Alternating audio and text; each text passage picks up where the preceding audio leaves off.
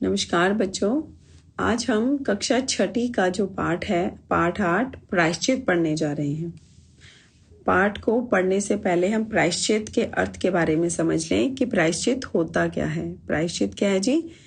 दोष से मुक्त होने के लिए किया जाने वाला कार्य। दोष से मुक्त होने के लिए किया जाने वाला कार्य।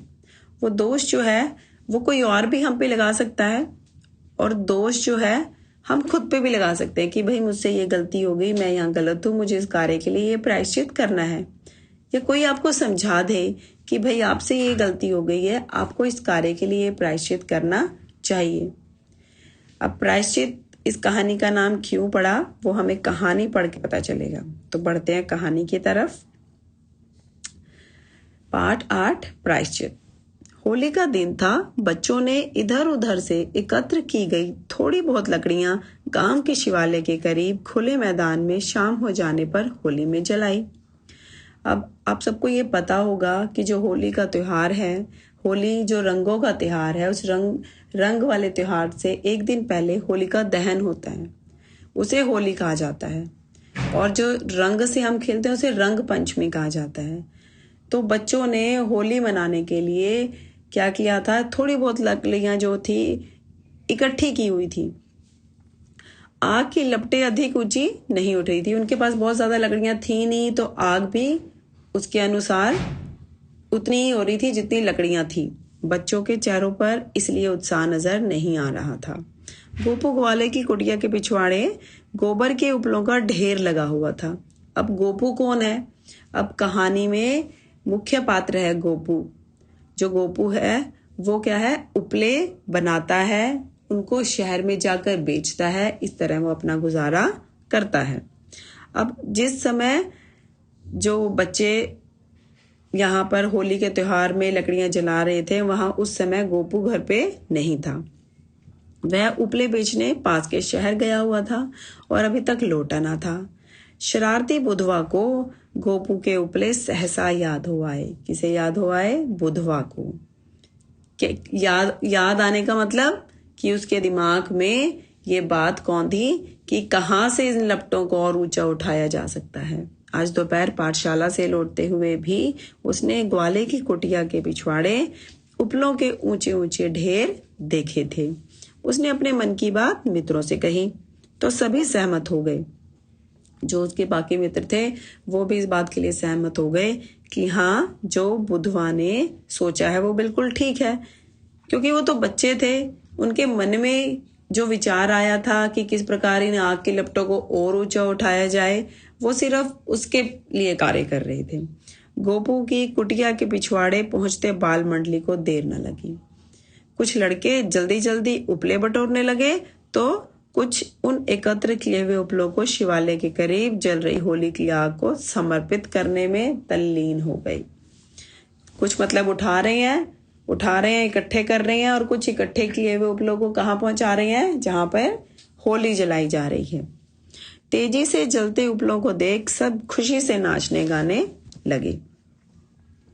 गोपू थका हुआ शहर से लौटा तो खा पीकर कुटिया के भीतर सो गया। दूसरे दिन रंग पंचमी थी। मैंने जैसे आपको बताया कि होली, एक दिन जो होली का दहन है उसे होली कहा जाता है, और वो रंग पंचमी अर्थात जो रंगों से होली खेली जाती है वो त्योहार। सोकर उठते ही वह मन ही मन बोला, काश आज ज्यादा उपले अगर बिक जाएं तो अच्छे पैसे हाथ आ जाएंगे, और पास के गांव जाकर वह भी अपने सगे संबंधियों के संग होली मना आएगा। ये कौन सोच रहा है? ये गोपू सोच रहा है कि अगर आज उसके उपले अच्छे से बिक जाएंगे तो वो भी ये त्योहार बहुत ही अच्छे से मना लेगा। वह नहा धोकर और चाय पीकर खाली टोकरी हाथ में लिए उपले बटोरने पिछवाड़े आया तो मैदान साफ नजर आया। मैदान साफ नजर आना मतलब वहां कुछ भी बचा ना होना, वहां उसे कुछ भी दिखाई नहीं दिया। वह बोला, हाय, मैंने किसका क्या बिगाड़ा था जो इतनी मेहनत से बनाए गए मेरे ढेर सारे उपले यूं गायब कर दिए गए। वह सीधा गांव के मुखिया जी के घर पहुंचा। और नैनों से गंगा यमुना बहाते हुए अपनी आप बीती सुनाने लगा। नैनों से गंगा यमुना बहाते हुए आप बीती सुनाने लगा। गंगा यमुना बहाना मतलब बहुत ज्यादा रोना। मुखिया जी बोले, तुम चिंता ना करो, तुम्हें न्याय जरूर मिलेगा। गोपू के घर से जाने के बाद उन्होंने दिमाग दौड़ाया, मतलब बहुत सोचा इस बारे में कि गोपू के साथ ऐसा कौन कर सकता है, और मन ही मन बोले, ये सारी करतूत जरूर गांव के इन शरारती बच्चों की ही है। वे बारी बारी से सबके घर पहुंचे और बच्चों के अभिभावकों से बोले। अभिभावक कौन? उनके माता पिता। अभिभावकों से बोले, गरीब ग्वाले के परिश्रम से बनाए गए उपले ये होनहार बच्चे होली की आग में झोंक आए हैं। किसी के आंसुओं से हाथ भिगोकर हम होली नहीं मनाना चाहते। मतलब किसी को बिना बात दुख पहुंचाकर हम खुशी नहीं मना सकते, हम कोई त्योहार नहीं मनाना चाहते। आज दोपहर तक सभी बच्चे मिलकर उपले तैयार कर गोपू वाले को दे आए। इसके पश्चात ही शाम होने से पहले ये होली खेल सकेंगे। अब एक तरह से उन्हें चाहे सजा दे दी, चाहे उन्होंने एक आदेश दे दिया कि जब तक गोपू ग्वाले को उसके उपले नहीं मिलेंगे तब तक कोई भी होली नहीं खेलेगा। उपले तैयार किए बगैर दोपहर से पूर्व कोई भी बालक होली खेलता नजर आएगा तो अभिभावकों को प्रति बच्चे पर 100 रुपए जुर्माना देना पड़ेगा। अब ये मुखिया जी ने अभिभावकों पर भी जुर्माना लगा दिया कि ध्यान भी अभिभावक रखेंगे। क्या रखेंगे? कि अगर कोई बच्चा उपले बनाने से पहले होली खेलेगा तो उस पर 100 रुपए जुर्माना लगा दिया जाएगा। मुखिया जी की आज्ञा को शिरोधार्य करते हुए सभी शरारती बच्चों ने गाय भैंसों का गोबर इधर उधर भटकते हुए इकट्ठा किया और अब धूप में खुली जगह पर उपले तैयार करने में जुट गए। खेल ही खेल में जो उपले होली में जला डाले गए थे, उन उपलों को बनाने में कितना पसीना बहाना पड़ता है, यह उन्हें ज्ञात हो गया था। कि उन्हें बहुत ही आसान सी बात लगी थी कि बने बनाए उपले उन्हें मिले और उन्होंने क्या किया, उन्हें होली की आग में झोंक दिया। पर अब उन्हें पता लग रहा है कि जो ये गोपू ने उपले बनाए थे कितनी मेहनत से बनाए। वो गोबर को बटोर रहे हैं इधर उधर से और उपले बना रहे हैं। दोपहर होते होते ढेर सारे उपले तैयार हो गए।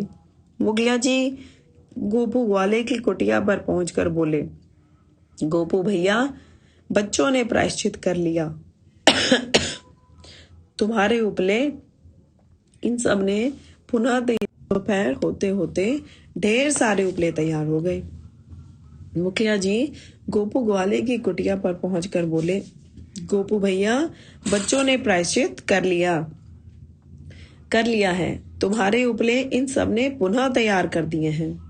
वैर भाव को भुला दो। मतलब जो बच्चों के प्रति तुम्हारे मन में गुस्सा था उसको छोड़ दो, उसको भुला दो। चलो इस बाल मंडली के संग हम भी होली खेलेंगे।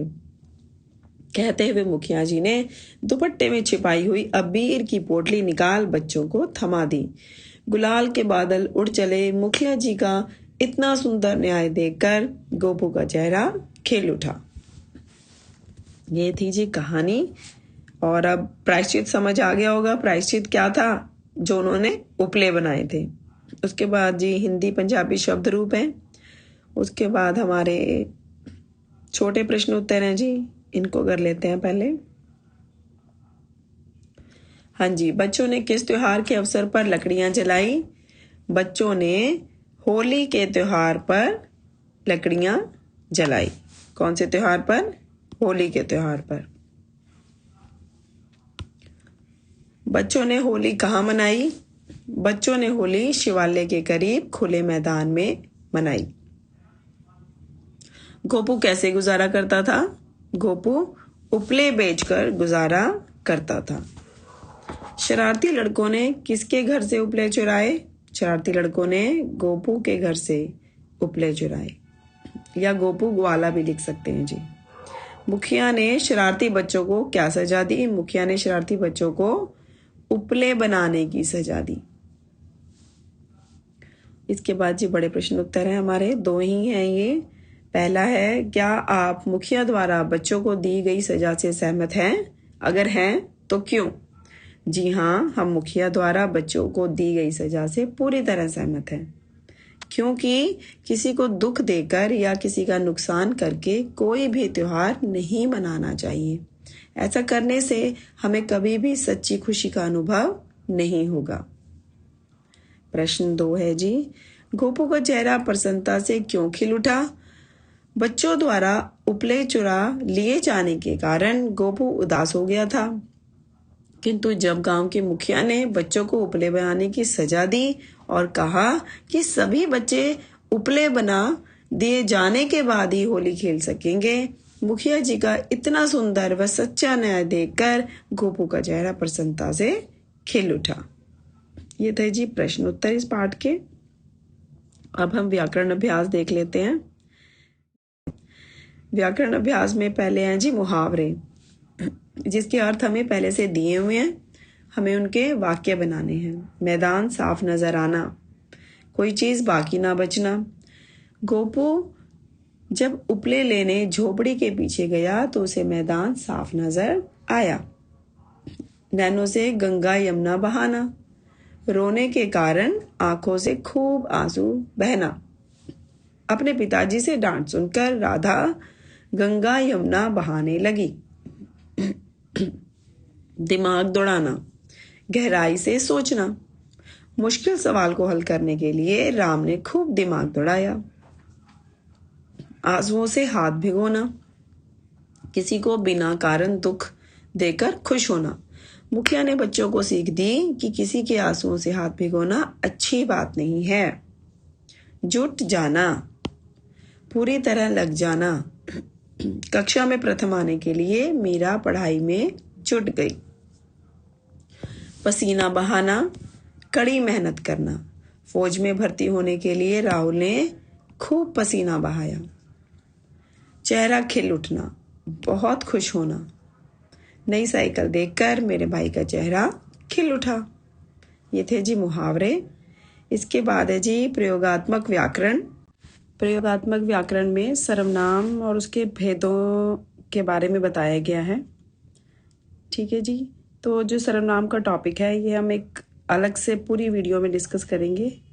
तो अब जो नेक्स्ट है हमारा वो है वाक्यों में रेखांकित शब्द हैं, उनके स्थान पर नीचे दिए गए समान अर्थ वाले शब्दों को चुनकर वाक्य से लिखें।